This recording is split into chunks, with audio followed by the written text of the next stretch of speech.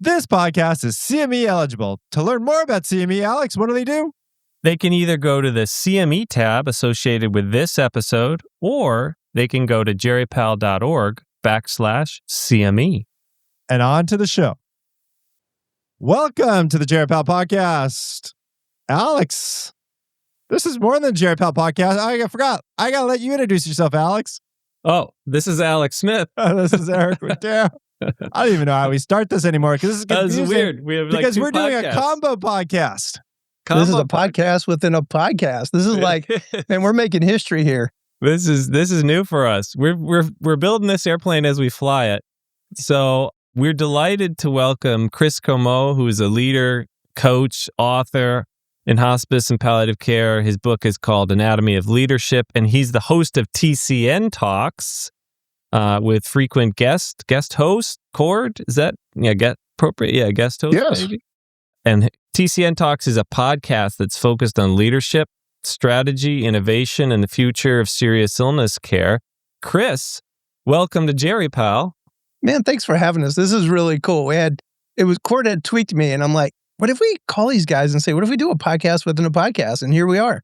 And I guess we're joining your podcast too, because these will be simultaneously, they released around the same time. Our other guest is Cordt Kassner, who is a hospice leader and CEO of Hospice Analytics, which provides in-depth data on hospice quality, utilization, and access, and also publishes Hospice and Palliative Care Today, which is a daily email newsletter about the hottest topics in hospice and palliative care. Cordt, welcome to the Jerry Pal podcast. Alex and Eric, thanks so much. This is such an honor to be here with you guys. I love this too because I hear both of your voices. It's like I actually am an avid listener to TCN Talks. I think it brings up a lot of really good points as far as like the last one I heard was around certificate of need. Me too. We're going to get into all this stuff. So much questions. We're going to do something different. Yeah. We're going to do some roundtable questions, just going around talking about hospice leadership quality. But before we do that, on Jerry Pal, we always start off with a song request. Who has the song request? I have a song request, and so it's Love Hurts. I'll tell you why after you perform it. Oh, after? Okay, well, that's good. Isn't there more than one version? There's like Everly Brothers, and there's like Nazareth. Nazareth. That was which version about ready to be performed is now going to be my favorite. I'm not going to sing in the high vocal range of Nazareth. Here's a little bit. Love hurts, love scars, love wounds and mars any heart. Not tough or strong enough to take a lot of pain, take a lot of pain. Love is like a cloud, it holds a lot of rain. Love hurts, ooh, love hurts. Stay to the end of the podcast. Alex is going to do the Nazareth version in You're right. high voice. That was Chris, why'd you awesome, pick Alex. that song? Well, first off, you guys remind us we're taping this the day before Valentine's Day, so it had to be some type of love theme. And I thought this work is so sacred to us, and it hurts, but we love it and we do it. And we've been pioneers creating palliative care, creating a hospice across the country.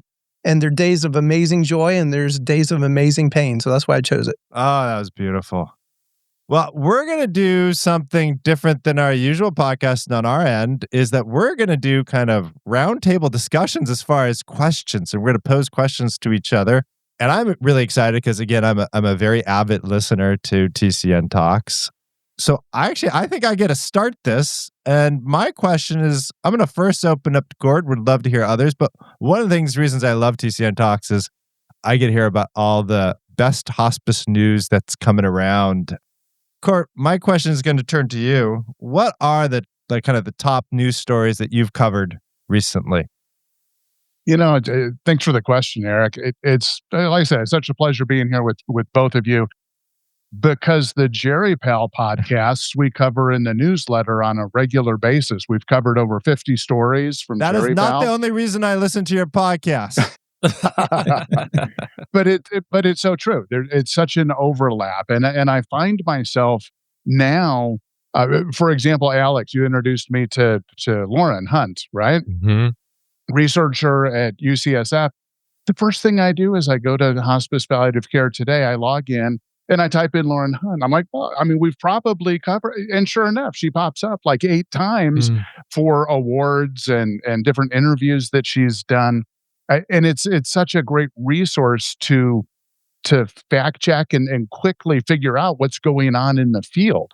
Mm-hmm. I've used some of those search results from Hospice and Palliative Care Today, dumped them into ChatGPT or Grok, and so, summarize these 50 articles or whatever, and it creates a great search engine that's not the entire World Wide Web. It's focused on hospice and palliative care stories. So such a fun resource, and we complement each other so well with covering the Jerry Pal and other stories. In terms of our top stories, we've been doing the newsletter 2 years now. We average about 5,000 reads or clicks per story. We track how many times people click on the original source story, because that's what we want to do. We want to provide enough information to get the reader to the source document and then read the source document. Well, if we average 5,000 clicks, our top story so far was a compilation that we pulled together on medical aid and dying. It had over 14,000 clicks, which in our readership, that's a lot. So it was really taking a look at links to the state departments of health annual reports for the dozen, I think 15 states that were medical aid and dying is legal, and just a way to compare the information that's being released and collected and reported. So that was fascinating to me, because we track those click rates to look for more stories in those most popular areas. The second category that came up was dementia research. So Monday through Friday, Dr. Joy Berger does a great job as our editor-in-chief, pulling relevant news stories during the week. Saturday, Kathy Wagner's our assistant editor, helps me collect a dozen peer-reviewed journal articles. And I thought, give me some examples of them. Let's drive into our audience. Like, what are some of these stories around dementia that your audience is kind of pulling up, thinking about? It's been fascinating. The most read story around dementia was around falls. So emergency department or hospital admissions, and tying that to dementia and end-of-life care and advanced care planning, which was fascinating to me. I love that our readership is interested in the research. We've run articles on the HOPE tool, of course, the quality measures that were released last October. That was Tell me about the HOPE tool. 10,000. The HOPE tool is going to be replacing the hospice item set and will be a transparent, publicly reported set of quality measures for hospices. Super excited to have that becoming available as an update and improvements to what we currently have. What's in the HOPE tool? Like, what are the quality measures in there? Are there? That's a great question. Symptom management's a big one. Some aspects of pain control. How quickly do we get out there, especially when there's some type of crisis? We're going to do a whole podcast, actually, Eric, coming up on that. Oh, great. I don't want to steal the thunder on that. Do you think it's going to be better than what we have right now? Well, no. Maybe I'm a little bit. I mean, like today's broadcast. No, it won't be better. But if you mean the HOPE better than hospice tool. Item set. Yeah, I think it will be an improvement over hospice item set. And the hospice item set, is that CMS's quality metric, or what would you call it? Quality? It's part of their quality assessment tools. There's the hospice item set that is pretty much gathered at the hospice level. So the hospice clinicians fill that out and submit it. And then there's the hospice CAPS, which is the primary caregiver survey assessing quality of hospice that's completed by the caregiver 3 to 6 months after death of the loved one. So those are two different hospice quality metrics. Exactly. And one of them, the first one that you mentioned, which is based more probably on organizational characteristics and utilization, is changing to be a new set of metrics called HOPE that you will be talking about. And you also have your own analytics. That's hospice analytics, which you mentioned in the intro. And that's different. That's yet a third window into hospice quality. Correct. What I do with hospice analytics is taking a look at claims and cost reports and these quality measures and presenting that information, making that available to folks. Something else that's really interesting is I designed a National Hospice Locator webpage. And first that started out as a directory of every known hospice location. You'd think that would be easy to do, but it's incredibly difficult, and nobody really does that. Membership organizations tend to list their members. State departments of health list hospices in their state, but if you're thinking about it nationally, it's actually pretty complicated and rare. So we started off with just a directory, but 2 years ago, we created a quality matrix that uses 8 different measures across 5 different tools to create a hospice quality rating for every hospice in the country. So if you search San Francisco, it's not only a directory of hospices that serve San Francisco. They're sorted, the rank sort is highest quality to lowest. All So right, that's Cordt, another way of quality. I got a question for you. If I had to choose, either go to Medicare Compare for my hospice star rating, or I can go to remind our listeners what the site is. National Hospice Locator. National Hospice Locator. Which one should they go to? You know, it's a great question. Of course, I'm biased and will say go to the National Hospice Locator. I would say the same thing. And Why is part that? part of the reason is because I'm using some of those Care Compare measures. Uh-huh. The best part about Care Compare is the transparency and that they put that information out. But one of the challenges with the star ratings in particular that you mentioned is only 27, 28% of hospices have calculated star scores. So the vast majority of hospices don't have one. And so that would leave the caregiver or the hospice patient at a loss if a hospice doesn't have enough surveys for CMS to calculate that score. So I approach it a little bit differently and create a score for every hospice. Every hospice gets a score. Exactly. Yeah. The last thing I'd mentioned around the news stories is something you've had Ira Byock on GeriPal before, and he's talked about his strategic path forward. He calls his final point in his strategy the hospice brand, and being very proud of the hospice brand, what Chris typically calls mission moments in the TCN podcasts. And these are stories about family members describing their end-of-life experiences with loved ones in hospice leadership. There's all sorts of things that they get wrapped into this hospice brand, and those tend to be among our top-read stories. People are just excited to see some of the great work that our providers are doing around the country. That's great. Well, I want to make sure we have time for everybody's questions. I'm going to pass it on. I think, Cordt, I think you're you up, asked the Cordt. next question. You know, I've got a question particularly for Alex and Eric, but Chris as well.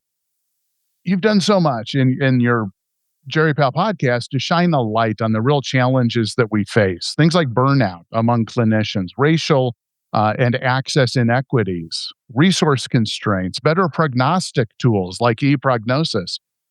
What's one worry or concern that each of you have around the future of the field? What keeps you up at night? And on the flip side of the coin, what gets you excited? What makes a difference? What's something you've learned through your podcasts that make a difference in improving our daily work? Great question. I'm going to start. Oh, Alex, go ahead. No, you go first. All right. What worries me the most right now is, growing up in hospice, like you said, like you were bringing up, it's the mission, it's the heart of hospice that motivates me to continue to do this work. I'm covering our hospice unit right now. I do palliative care consults. I think both of them are they're very rewarding.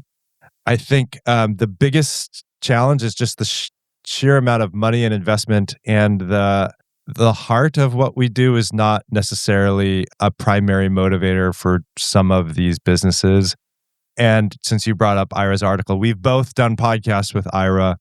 It is hard to ignore fraud nowadays in the industry, especially with hospice, and especially in certain states like California, where we don't need 2,000 hospices in LA County. Like that's just crazy. Clearly fraud. Like it's just, you don't need 170 hospices in one building in Van Nuys. And I do think as a field, we have to take ownership of some of these problems, and we have to advocate, and we have to advocate very loudly. And I love that folks like Ira are pushing for us as a field. Like we don't control everything, but man, we can advocate, and we should not neglect our voices. And I think that's the part that gives me the most promise and hope, is that, like, we just did a podcast on, palliative care light, which was like a derogatory term potentially for like these community-based hospice or palliative care organizations that are very much focused on improving access to palliative care, but through different models that we're used to in academics, using potentially a lot of, smaller teams. Again, I encourage you to listen to that podcast. Certainly a lot of investment going on into that field. But what I left with that is, like, even in those settings, like the palliative care providers, the experts from social workers to physicians, it is important that we have a voice. And I always think back to Diane Myers saying, if you're not at the table, wait, was it Alex? If you're not at the table, you're on the menu. Yeah, if you're not on the table, you're on the menu. That's right. I'll popcorn it to you, Alex.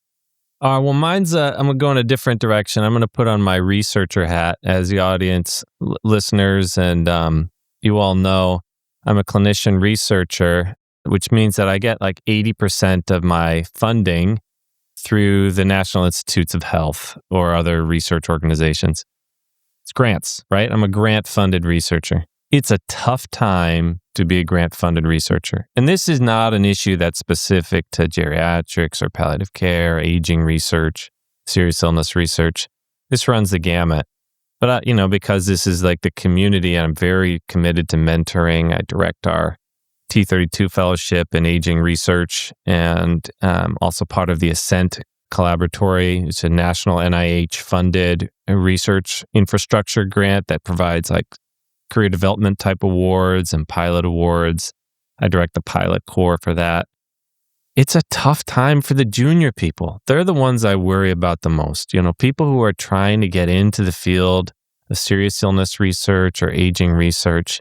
It's so hard for them because many universities aren't hiring, and the NIH grants are just so, it's tough to get them. And we don't know what the funding lines are anymore. The priorities are shifting. There are a lot of people who I know, who I mentor, whose areas are just being erased by the NIH, forbidden, you can't do this, grants are erased, taken back. And then there's this whole yo-yo effect. Well, then there's a court battle, and then they get it back, and it's like, and then it gets taken away again.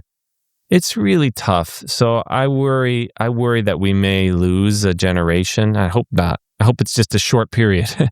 And I hope that there are people who find ways to support those junior researchers who are trying to get into the field and get jobs and get grants and get started. And I'm hopeful that, we have some mechanisms to do that. And I still worry that it's going to have a chilling effect on people who might otherwise have gone into research, will now instead focus on other things, clinical work, education, which is great, but we really need the science in order to advance the field. We need science to say, we've tested this, we've studied this is the right thing to do. This is better than that. And whoa, we thought this was good, but turns out we were wrong. We've been doing it wrong all along. So that's what I worry about. How about you, Chris? Gosh, what do I worry about? Man, I was thinking of Eric's first question of Cordt about like top news stories of the month. or top stories. I mean, we go through what, Cordt, 72,000 probably in a year. And I flag like 100 a month, so that's 1,200 out of a year. And I think that's the challenge, right? How do you bring it down to one thing? We do have what I use in my framework, Alex, and when we do the top news stories of the month, we actually did 5 years of research, and there are 8 challenges that we know, 8 challenge categories or themes that every hospice and palliative care program is faced with. So every month, I organize the articles I flag based upon those categories. So my direct answer should be these basically 8 categories: the mission moments, reimbursement challenges, competition to be aware of, workforce challenges, patient and family future customer demographics and trends, regulatory and political challenges, technology and innovation challenges, the speed of change and resiliency that humans could deal with, one that I call kind of the human factor, and then I always have my catch-all, just Chris category. So those categories, every month I'm flagging articles that build kind of my own research behind it. And so any of those, we could do probably our podcast on any of those themes, but any follow-up questions to me on those broad categories? I think we'll have some follow-up questions as we go. I certainly have some that will expand on some of those categories. And one more I'd add, Alex, because when we were in the green room the first time we all got to meet, I'm very passionate about leadership. It kind of goes in that. So, John Maxwell is one of the guys I've always read and kind of followed my whole life. He says, everything rises and falls on leadership. So, what's heavy on your heart about research?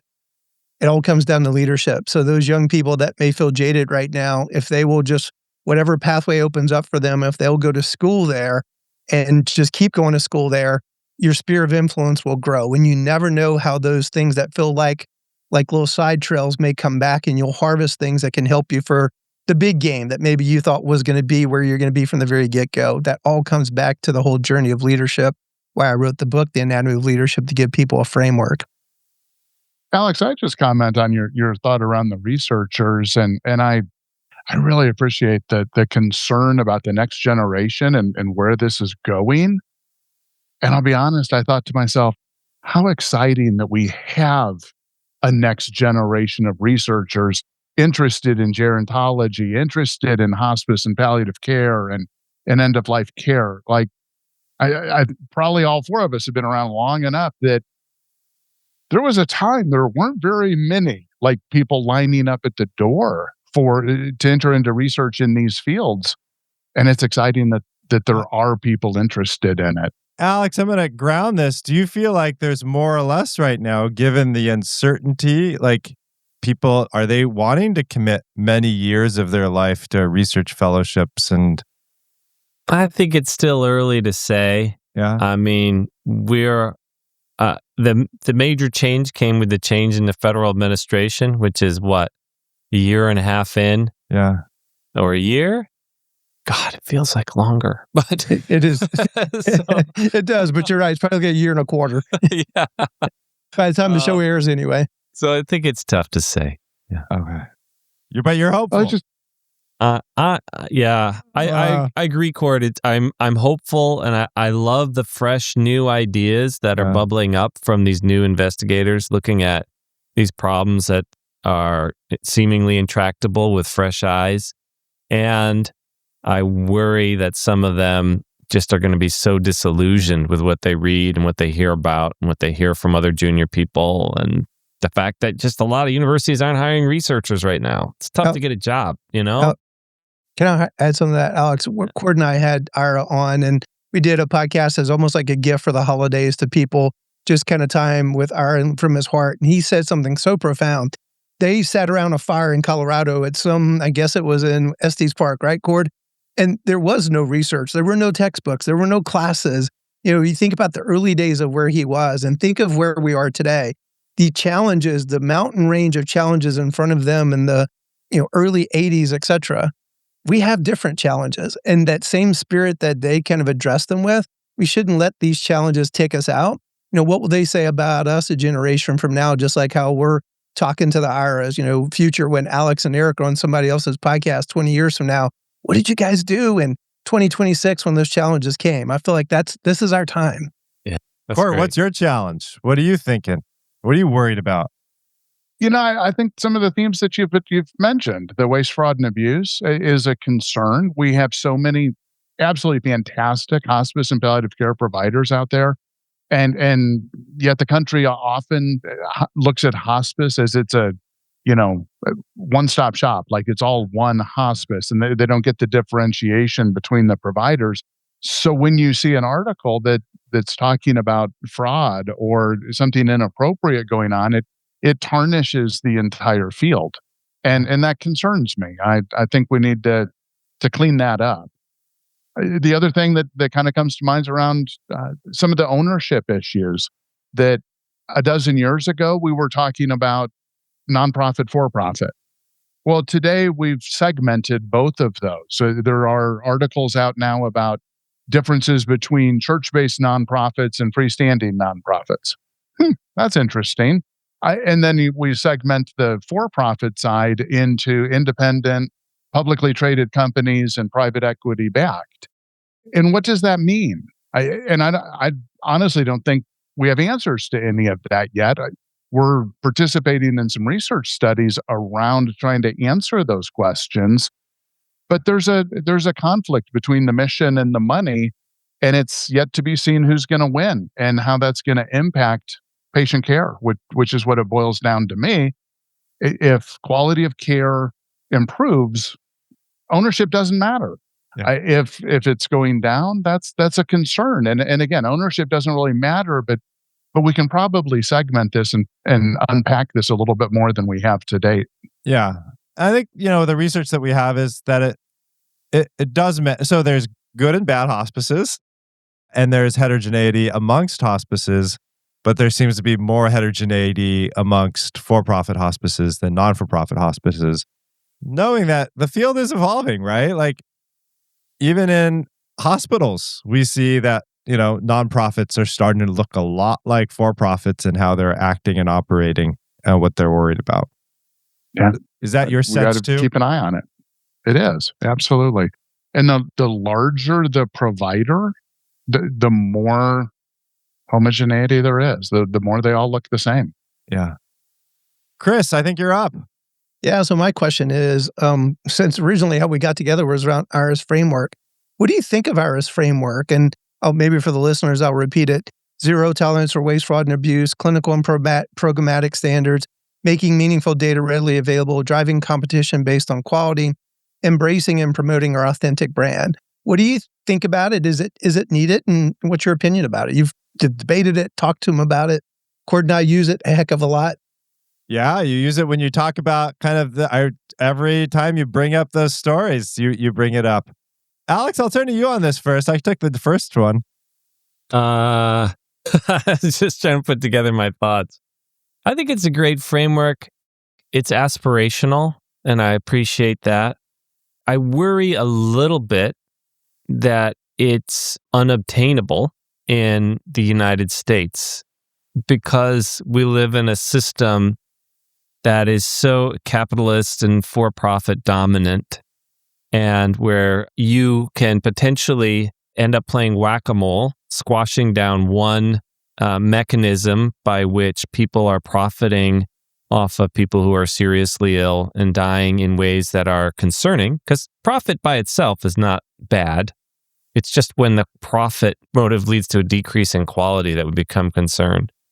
So I guess the critical part of me would say, can you really have zero tolerance? I mean, we should aspire to have zero tolerance for waste, fraud, and abuse. And we don't live in a country with a national healthcare system. And we are almost always being reactionary. I would love it if we could be more proactive. But I remember Eric and I were giving grand rounds at UCSF, and you pulled up this slide that you'd done some research about not just hospice, but for-profit ownership of nursing homes and assisted livings. And weren't they also 70-80%? There's money in medicine. Yeah. So for all hospice, it is what it is. There are people out there who say we should have only nonprofit. I don't think Ira Byock's saying that. I'm not going to put that on him. But he doesn't. He specifically says that he doesn't argue that. Yeah. I would argue. I'm going to be optimistic here. I'm going to be optimistic and say, that's where our field has been. Oh, you know what? This is really bad, but it's not our problem. And I think that there are things that we can advocate for And this is our problem. Like if brand is important, like Cordt said, this is tarnishing our brand. People, if people are associating hospice with, people talking about fraud that's happening in places like LA, like they're associating that with hospice, then I have to have like 15 more minutes of discussion with the patients when I'm talking about that. And then I actually, like even Medicare Compare, the reason I hate Medicare Compare is it starts off alphabetically. And if you're in a place like Los Angeles, it literally only goes to the letter C because it's letter C, you're at 300 and it maxes out at 300. It's pointless. You could fix Medicare Compare, but that's not the problem. It's that you have over 300 hospices in one county, which is just insane. And I'm just going to plug one podcast that TCN did on Certificate of Need. Yeah. Because not every state looks like California. Not every state looks like Texas, right? Right. Chris, can I ask you, what is Certificate of Need? Because our Geriatrics podcast audience may not know that. You bet.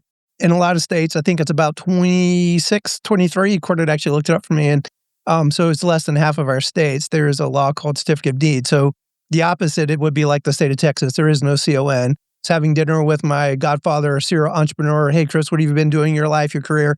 Hospice. Oh my God, a lot of people dying. That's a great business. I need to look into that. That's the problem. And so states where there's a certificate of need, you can't do that. Actually, there's a formula that determines if there's a need. And so it basically creates the ability to create controlled competition to make sure people have choice, but you balance resources. And if the capitalists are like, that's bad, you should always have competition. I'm sorry. Free market works when all the elements of free market are in place.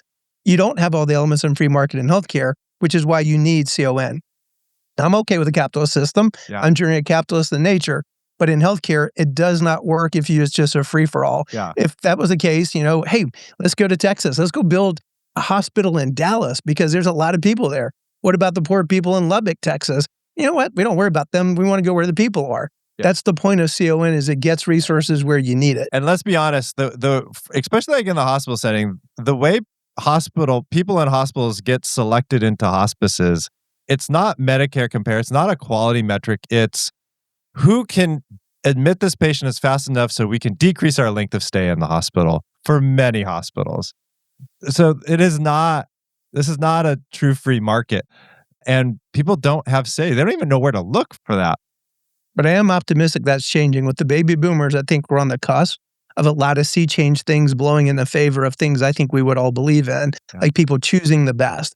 You go buy a car, you want to get the best or whatever it is. Healthcare has not been that case. And maybe the baby boomers will be the generation of force. A lot of those good market things that it's not all free. You should have certificate of need and things. You have regulation and good rules and for a game to work. It's not, well, let's just throw all the rules out. Hell, college football has rules.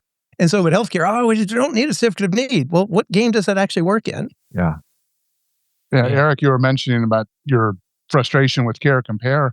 I recently had the experience of helping a friend of mine out. He was looking for an oncologist. I said, well, I'm in healthcare-ish. How can I help? And I went to Care Compare and I'm looking up, physician compare. And it says, well, this one's half a mile from your house. This one's 2 miles from your, like that was the rating. Like you said, alphabetical. For physician compare, it's by distance to your location. And I'm like, you know what? If the best oncologist on the planet for this particular disease is at UCSF, I'm flying to UCSF. Like that is not an issue. If I need to go to Mayo or, wherever, no problem. So mileage doesn't help me at all. And so how do we fix that? How do we correct that kind of a metric? Yeah. Yeah. And how do we make sure that every hospice has a quality measure? So when we're looking at them, like how many aren't star rated in Medicare Compare? Over 70%. Like why don't have a star rating? Why put them up there? Why name them? Like we should shame them. There should be like a dishonor roll on Medicare Compare if they don't have a star rating. Well said. Totally agree. And Eric, you started this by asking me my question about Ira. Alex, I wanted to say the brilliance of what Ira's done is we're talking about it. Oh, yeah. That's the brilliant. And he will tell you he's gotten pot shots from the nonprofits and the for-profits. I'm like, that's when you know you're succeeding. You got them talking about it. You got them thinking about it. I love that he started up and really started conversation, pushing on this issue. Yeah. Well, and I've been encouraging boards and organizations to consider, to talk about his paper and his strategies and assess, like, where are we today? What's our baseline measurement? And I like how he is empowering clinicians and people in the field, leaders in the field, to have a structure to think about, well, I can plug in and make a difference here. Yeah. Because we should all be plugging in to our spheres of influence, right? And maybe that's in the research circles, maybe that's in the hospital setting. How do we do that? And he's kind of issued the challenge to say, we should be involved in these conversations. We should not just be turfing this to Medicare and say, well, you made it, you broke it, you fix it. He's saying, no, we're the experts in this and we need to be in the conversations. And I completely agree. Mm-hmm.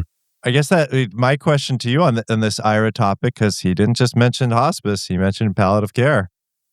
Same thing, standards for palliative care. What do you think we should do there? Because this is a tough nugget, because hospice is a little bit standardized of what they should be delivering. And man, you see one palliative care program, you kind of see one palliative care program. Chris, absolutely right. And I think the challenge is there. What are the standards of care? And there are some standards that are out there, but there's not really that data collection and transparent reporting of results to compare. Like right now, I'm starting a research project across the state of Maine. We're contacting every hospital, every hospice, every known palliative care provider in the state of Maine. And it's really, we're at the beginning stage. Like, who's providing palliative care? Yeah. How many consults? How many patients? What does this look like? What's your interdisciplinary team look like? How do we define what palliative care is? Is it just like, somebody calling up and, setting somebody a squeeze ball? Which I have seen as somebody wanting to label that a palliative care clinic. Wow. Exactly. And in Maine, many states have a definition from the state legislature, or you default to the World Health Organization or AAHPM or, whoever. Some CAPC's definition is often used. Yeah. Which I don't care. Like, pick one and let's evaluate against it. Not just the presence of it, but to your point, Eric, quality. Yeah. Who's good at this? How do we actually assess quality in palliative care? And it's fascinating because it seems, in my experience anyway, palliative care has a much stronger research base behind it from the beginning compared to hospice. And so these questions have been asked at a much earlier stage in the game, which excites me. I think that's absolutely moving in the right direction. Alex, have you seen that kind of research in palliative care, separate from hospice in terms of assessing quality within palliative care? I think it's just starting. I think it's too early to say we have good published data about that. And that's part of the problem with a lot of research in this area is there's a big lag between when data becomes available to study and when we need it. So I know people, including mentees who have grants to study this or have put in grants to study this, but it's probably years away from publication. I'm sure there are some people out there who I'm not thinking of offhand who are working on this. Okay, is it my turn? Can I ask a question? Can we shift topics? Let's talk about leadership. Chris, major focus of your work, your podcast, your book is about leadership, and you interview people on TCN Talks who are leaders in hospice and palliative care and leaders who are outside of hospice and palliative care. I'd love to hear from you and from Cordt and from Eric what you have learned that is like take-home messages that are pearls of wisdom for our listeners about leadership. I love that question. Thank you. It's very much in my place of passion. And I was thinking about what you were saying earlier, Alex, about these young people coming out and maybe the road is going in a different direction than what they're thinking. So a couple of great lessons I've learned over my life. I've had incredible mentors from growing up in corporate America, but yet I landed in hospice at the age of 25. you got to go see for yourself. The Japanese call it Gemba, which means go see for yourself. And no matter what I'm working on in leadership, like actually in about 4 weeks, I'm going to go out in a full day with patient visits in hospice. The beauty of you guys get to do still, you're in leadership, you're doing a podcast, but you're actually face to face with patients. I think it's important as leaders that no matter how your role evolves, maybe you're a senior vice president or chief of something, you got to go see for yourself. Always make sure you're still close to the action. Abraham Lincoln was always one of my heroes. I love always reading history. Abraham Lincoln had this amazing team of rivals, of leaders around him, but he had this news reporter and people on the battlefield that had the backdoor access to him, that it was ability for him to know what was really going on. He would go out himself. Those are great leadership lessons. And so now when you're young and face to face, be a sponge, all of that. But then as you evolve and you have leadership positions, don't forget some kind of way you've got to stay connected to the mission. And because you could get in your ivory tower and then be making decisions not based upon the reality. I think is the beauty of our just doing the podcast. You guys as Geripal, your listeners are in the action on a day-to-day basis, hospice and palliative care. Most of my listeners are on the leadership side. And like Eric was pushing Cordt earlier, like, give me the specifics. And he was giving you a framework. That's exactly kind of leadership on a day-to-day basis. The leaders are given a framework. Staff's like, but this is where the issue is. You need both to actually get great outcomes. So that's the first one. Never lose sight of going see for yourself. Second is we live at a time where there's so much coming at us. You know, instant messaging, social media, your email, all the stuff. Where you put your influence is one of the most powerful tools that you have in your toolbox. But yet everything's coming at you to diffuse yourself. If you turn off the lights and you lit a cigarette lighter, it provides a little bit of light. A focus light is a I-beam or a beam of light would actually cut through a steel I-beam. Where you put your focus is huge. We actually call that influence in the anatomy of leadership. So as you go forward, if you're too diffuse, it's hard to make a difference. So where you're putting your focus and your influence is absolutely huge. And we live at a time where everything is screaming at you to go wide. And yet, I'm not saying just go very, very thin, but where you put your influence is going to determine what your impact is on the world. That's a huge leadership lesson. I wish I would have gone back and someone could have told me that in my early 20s. That's great. I love the what did the Japanese call it, you said? Gemba, which I just say go see. Yep. Man, like during COVID, that was for me a great place to see like who were the real leaders, like who were the people that I looked up to, and it was the people that were there, that were present, and that really influenced me. Kind of how I think about like the leader that I want to be is you got to be there. How I don't want to use a battle metaphor, but like in the trenches is a good metaphor. Cordt, what do you think? You know, I kind of echo what Chris was saying. I as a social worker background, I think about those grassroots movements and Robert Greenleaf's, the epic book, which is now probably 1,000 years old, Servant Leadership, that you think about the leader at the top who's making these decisions, but you have to have the feedback from everybody. And I remember being the CEO of the Colorado Hospice organization, and one of the first things the board said was, you need to go out on patient visits with each member of the interdisciplinary team to understand what we even do.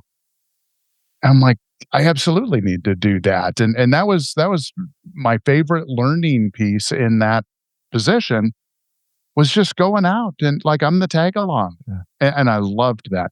The other piece that I would mention in terms of the leadership, I'm taking a class right now around AI stuff. And one of the questions posed was, what's the greatest obstacle to integrating AI into whatever your field is? And the first thought that came to mind was leadership is the biggest obstacle, that resistance to change. And, but really you need the support of the leaders in your organization, in your field, to actually create change. Alex, Eric, what's yours? I mean, there's so many good points could be made here. I like Chris's idea of having a focusing effect, that if you have a dark room and you light a lighter, everybody's going to look at that lighter, right? And I think it's critical, especially at these times when, as Chris was saying, there's so many distractions and different avenues you could go down, that you have some focus. But I'll also be contrarian here and say that if you look at my career, even though when I write my like NIH bio sketch, I can try to come across as very focused, I'm incredibly unfocused. Like one of my standard Grand Rounds talks is like Confessions of an Unfocused Researcher.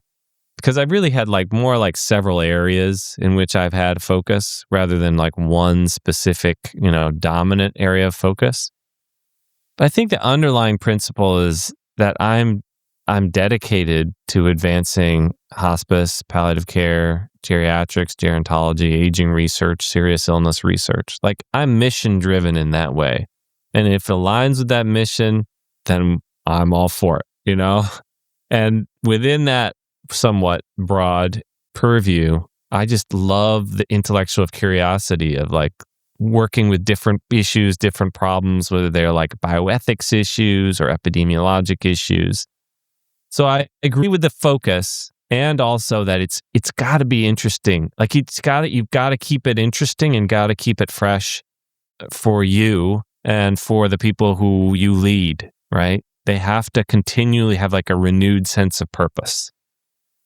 Well, can I reconcile that, Eric, before you go? Yeah. I love where Alex just took it. Actually, I think, Alex, you just took it to the wisdom of the hospice model. Interdisciplinary work is one of the secret sauces of hospice. So in my focus, it absolutely doesn't mean you have to be monocular, but like you take someone who's so curious like you, what I'd say, your focus, you just took it to the mission, but you're also hyper-focused on being curious. And so I think you could still make that a superpower in your focusedness. And I think the future is much more interdisciplinary. I don't know what you think about Elon Musk, but he's brilliant in so many ways. He took interdisciplinary into the manufacturing area. No one ever did that. You had electrical engineer silo, the mechanical. He put them in teams and like interdisciplinary. He like literally adopted the hospice model in manufacturing and transformed it. So I think that we have some secret sauces in the hospice space, palliative care space that are part of the future. So I love you took it in that direction. I'm sure there are some of our listeners who would like to euthanize their Teslas. Yeah.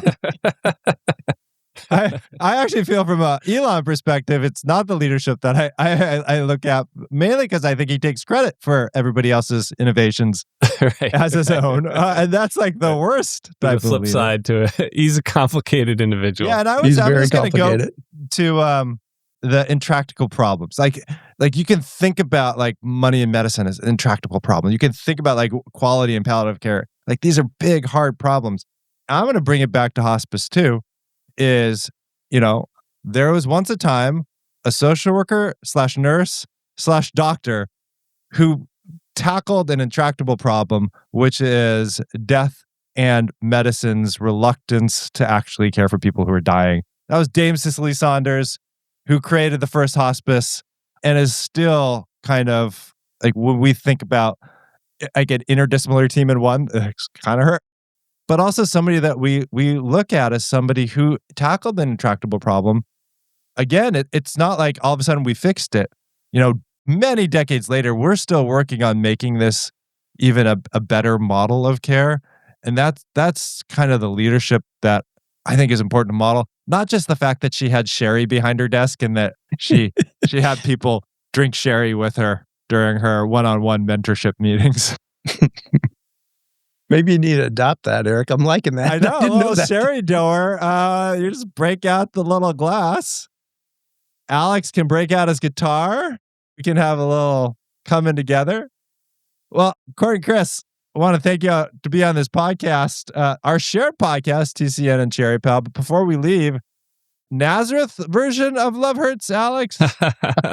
No chance. No chance. Here's a little bit more.